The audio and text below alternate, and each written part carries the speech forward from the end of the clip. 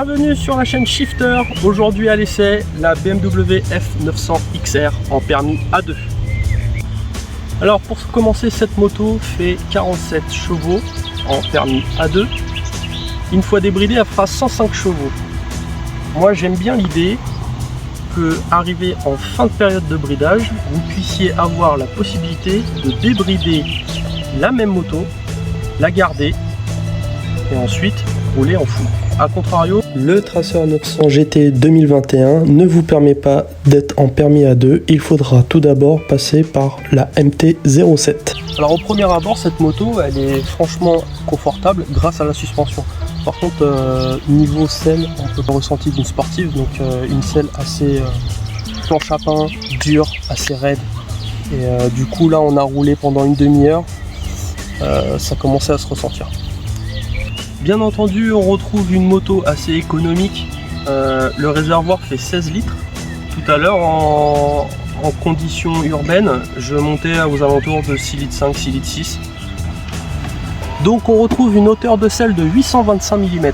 À l'avant, on retrouve du Michelin Pilot Road 5 en 2CT, en 125, 70, 17 pouces. Assez polyvalent et surtout qui met franchement en confiance sur la pluie. Du coup, on le retrouve ici en 180, 55, 17. Fameuse suspension dynamique ESA. On peut passer donc d'un mode confort à un mode dynamique et réellement on le ressent. Sur ce modèle, en option, il a été mis le Shifter Pro qui permet donc de passer les rapports à la volée sans décélérer. D'origine, il est possible de régler la bulle manuellement. Je m'attendais pas à ce qu'un aussi petit truc vraiment me coupe du vent. Agréablement surpris.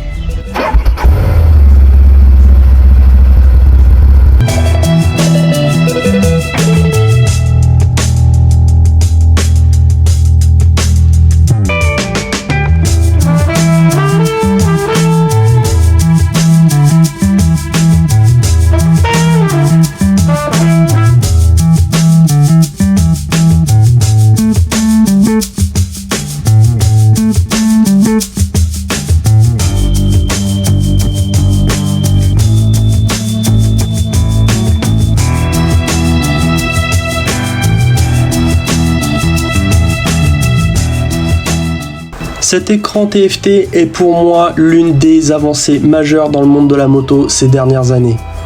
En effet, déjà par la qualité de son écran, mais aussi la capacité de pouvoir se connecter avec son smartphone et de pouvoir y retrouver notamment une application telle que Waze pour la navigation et l'entretien de sa moto.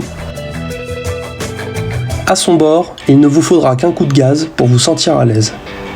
La mélodie rauque du bicylindre dans les oreilles, et c'est parti. Vous y trouverez une position de conduite naturelle, droite en n'étant pas sur les avant-bras.